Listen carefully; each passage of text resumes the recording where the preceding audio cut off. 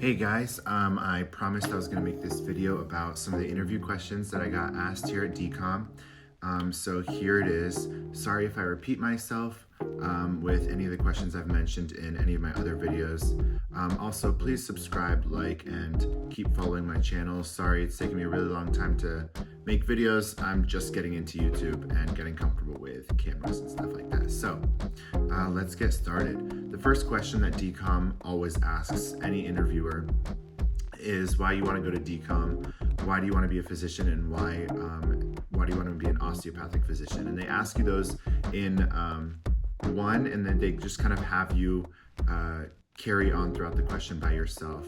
I heard it wasn't a good thing to ask what was the second question again, and just trying to keep it, it'd be better to just keep it all fresh in your head and go that way, but I haven't heard anyone have to ask them, what was the third one, or what was it again about physician or osteopathic, but yes, that's the first question. Why DCOM, why physician, why DO? Some other questions that I was asked, and some of these questions may overlap as in what the answer would be, but I was asked, what would you do when you fail your first exam? Kind of just, it depends on you, so they just kind of want to get a sense of your character. What would you do? Someone's cheating on exam, what would you do?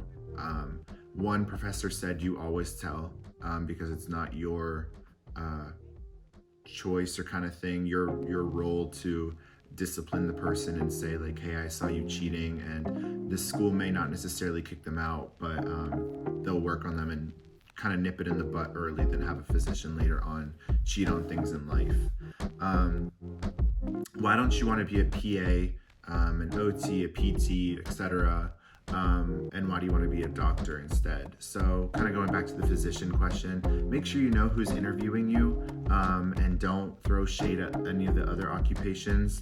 A good thing to say there is that you like being a leader, but you do think team building and teamwork is really important, and so you do want to work with your other PAs and OTs and PTs on the team, but you are more of the leader and have shadowed and stuff like that and felt that role was where you fit in the most.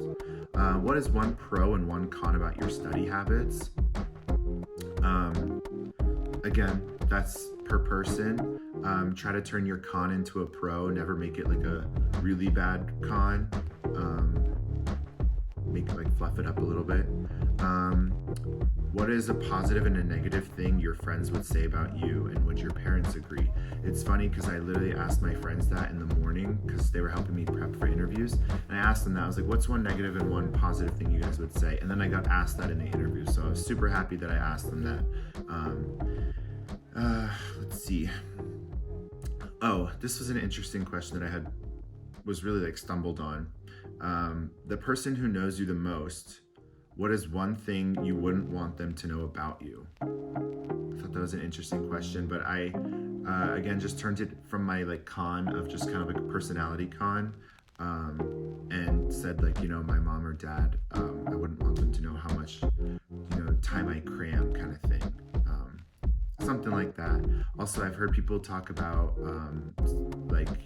now would be coronavirus or the opiate use in America, stuff like that. So be aware of your current events. And then also I have heard a weird one was, if you were attorney general or something like that, what would your slogan be?